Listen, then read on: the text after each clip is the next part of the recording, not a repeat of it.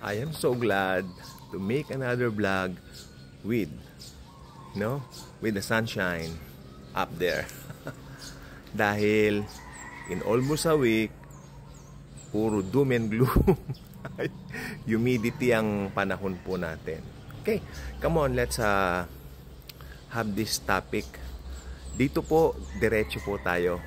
Sapagkat kung hindi natin sasabihin ng totoo dito, parang tumpik-tumpik tayo, para tayong tinatawag na compromising channel, which is hindi po pwedeng mangyari dahil Daily Good Vibes is a channel na kung saan si Jesus ang bida, si Jesus lang ang tinataas, at walang halong kasinungalingan, walang halong compromise. Okay, ngayon, isa po ang pag-uusapan natin tungkol doon sa sinasabi nilang the rapture of the church this coming September 23. Ito po ngayon, patanong naman ang titulo ng ating vlog ngayon. Ito, what if naiwan ka sa rapture? Halimbawa raw, let's say, nag-rapture nga September 23. What if naiwan ka sa rapture? Ito pong matindi dyan. Pag naiwan ka sa rapture, dalawa lang ang dahilan. First, talagang unbeliever ka. Hindi mo pinaniwalaan yung ginawa ni Jesus sa krus ng Kalbaryo. Okay? Dinededma mo yung mga preachers, yung mga halimbawa, mga kaklase mo na nag-share sa'yo ng good news, katrabaho mo, dinededma mo, hindi mo pinapakinggan yung kanilang sinasabi. Parang you have your own, wala kang pakialam, I can do my own thing. Okay? I don't need yung mga sinasabi mo. Parang, oh sige, fine. It's up to you. Oh, nag-rapture, naiwan ka ngayon. Oh. Pangalawa, alam mo naman na religious ka. Active ka sa mga gawain niya, simbahan, like ka nagba-Bible study. Pero ang puso mo, naniniwala ka pala na maliligtas ka ng sarili mong gawa. Naniniwala ka na ma-please mo si Lord Jesus sa mga gawa mo. Aba, pag ganyan, hindi mo na kailangan ng cross. Dahil kaya mo palang iligtas ang sarili mo eh. Yan. Yung mga naniniwala na mawawala ang salvation, pag gumawa ka ng kasalanan, mawawala ang salvation, maiiwan po sa rapture. Ang mga ganyan ng turo dahil hindi naman nakasalig sa Panginoong Hesukristo ang kanilang mga pananampalataya. Kaya napansin ko lang po, yung mga nagtuturo na nawawala raw ang salvation, hindi nagtuturo madalas ng end times yan. Dahil natatakot sila eh, no? Parang ganoon. Huwag mong i-maintain ang salvation mo. Dahil ang salvation mo ay regalo sa'yo. Gift sa'yo.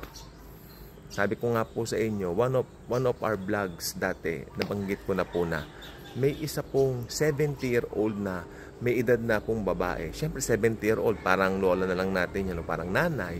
Alam niyo, sabi niya, ayaw kong mapunta ng impyerno. Sincero ang puso niya. Ayaw kong mapunta ng impyerno. Kaya maski raw, ang service daw nila paglinggo, 2 beses. So, yung unang service daw nila, 7 to 11. Parang 7-11. 7 to 11 ng umaga. Then, yung pangalawang service nila, itong madugo. 5 o'clock hanggang 9 o'clock ng gabi. Maski raw ganon ang kanilang service sa church, umaaten ako para matuwa raw si Lord sa kanya. My God, where in the Bible is that? Ito rin po yung church na binabanggit ko na in-invite kami sa kanilang anniversary. Alauna na, hindi pa nagpapakain.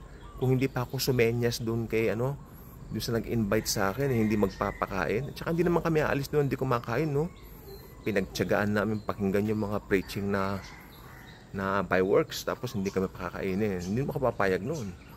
May take home pa ako. Yung pong ginawa ko talaga that time. Totoo po yan. At yun nga po, sa church po nila, sabi nga ng pastor nila, pag hindi ka inabutan ng Panginoon na gumagawa ng mabuti, pag hindi ka nag-devotion, maiiwang ka raw sa second coming. Madalas silang banggitin second coming, hindi sila nagbabanggit ng rapture and all that. They always mention second coming. Parang pag itanong mo sa kanila, paano yung rapture? Yun na rin yun. Ganun ang sagot nila.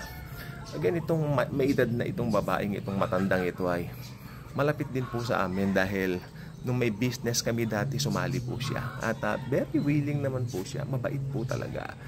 Mabait. Kaya talagang pinipilit kong i-share ang good news tulad nitong nakaraang Miyerkules. Habang kumakain ako sa Jollibee, naglalunch ako sa Jollibee, sabi ko, i-message ko nga si tita ako kung anong reaction niya. Rapture na raw sa September 23. This, month. Hala, walang nakakaalam niyan, si Lord lang. Sabagay, tama naman po siya doon.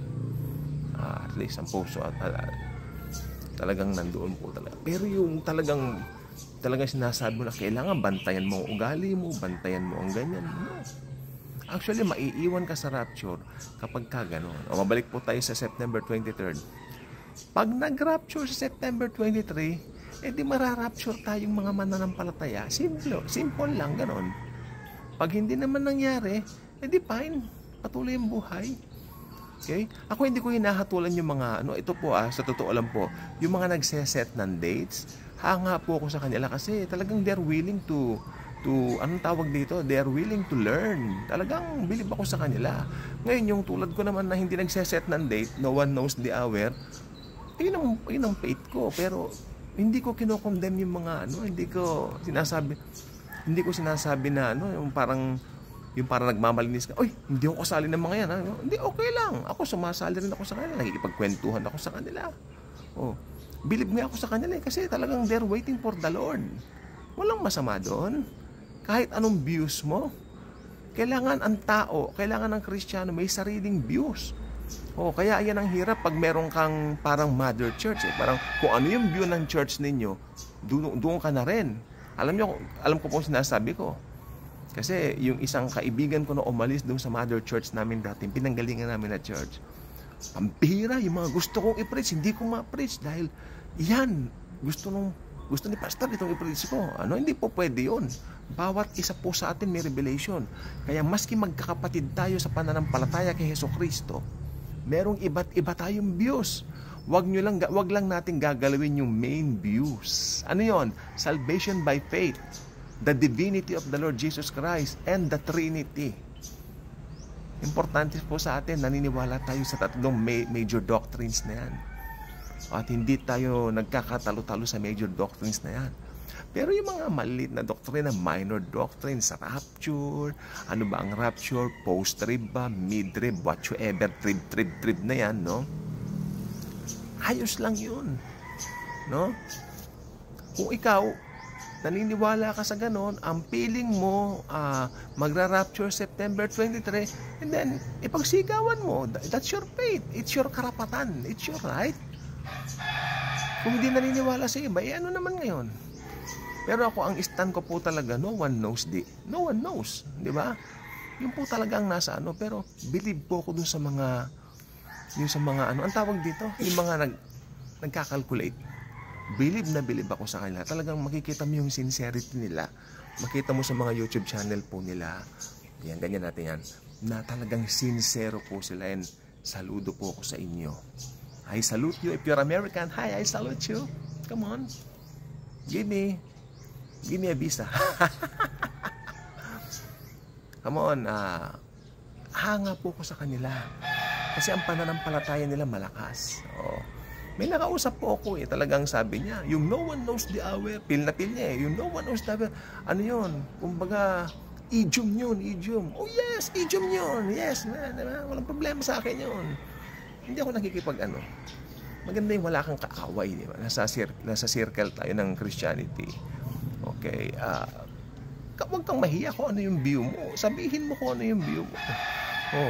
Wag nating over defensive sa sarili natin. Ito ang view ko, ito lang gano'n. No, hindi. Kung ano ang view mo, sabihin mo. Kung hindi nangyari, di pagpatuloy ka sa buhay. Simple as that. Huwag tayong papasakop na diktahan pati yung mga minor views natin. Dahil meron kang institutional church na kinaaanib. Galing ako sa ganyan at ang hirap po. Wala kang kalayaan. Imbis na bless kang umuwi, stress kang uuwi, maniwala kayo. Kaya maganda yung wala kang kinaaniban ng mga institutional church. Ang sabi lang ng Bible, mag-gather tayo in the name of the Lord. Ayun lang po yun. Malaya tayo mag-gather. Diba? Magbabanal na hapunan tayo. Ganun. At ang banal na hapunan po talagang million, hindi lang yung tinapay na gano'n. Yun lang po. Sige.